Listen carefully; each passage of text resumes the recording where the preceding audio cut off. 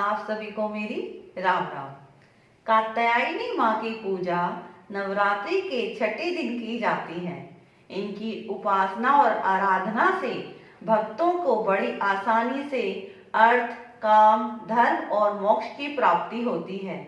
उसके शोक, रोग, संताप और भय नष्ट हो जाते हैं। माँ कात्यायनी अमोघ फलदायी मानी जाती है। उनकी कथा इस प्रकार है। कर्क नामक एक प्रसिद्ध महर्षि थे। उनके पुत्र ऋषि कात्याय हुए। उन्हीं के गोत्र में विश्व प्रसिद्ध महर्षि कात्यायन उत्पन्न हुए। उन्होंने मां जगदम्बा की उपासना करते हुए बहुत वर्षों तक घोर तपस्या की थी। उनकी इच्छा थी कि भगवती मां उनके घर पुत्री के रूप में जन्म ले। कात्यायनी मां ने ऋषि की इच्छा पूरी की और उनके यहाँ जन्म लिया।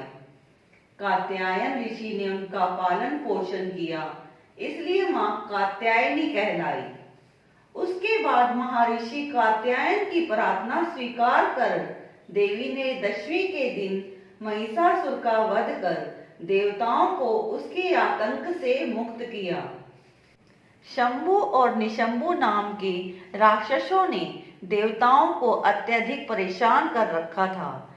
इन असुरों से दुखी हो देवताओं ने हिमालय पर्वत पर जाकर विष्णु माया नाम की दुर्गा की आराधना की।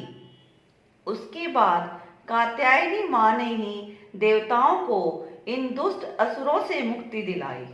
कहा जाता है कि गोपियों ने श्री कृष्ण को पति रूप में पाने के लिए यमुना नदी के तट पर मां कात्यायनी की ही पूजा की थी। दिव्य रूपा कात्यायनी देवी का शरीर सोने के समान चमकीला है। चार भुजाधारी मां कात्यायनी सिंह पर सवार है। अपने एक हाथ में तलवार और दूसरे हाथ में अपना प्रिय पुष्प कमल लिए हुए हैं। अन्य दो हाथ अभय मुद्रा और वर मुद्रा में हैं। इस दिन प्रसाद में मधु यानी शहद का प्रयोग करना चाहिए। इसके प्रभाव से साधक सुंदर रूप प्राप्त करता है। हे मां कात्यायनी, सबके दुख दूर करना, सब पर अपनी कृपा बनाए रखना। मां बोलो, मां कात्यायनी की जय।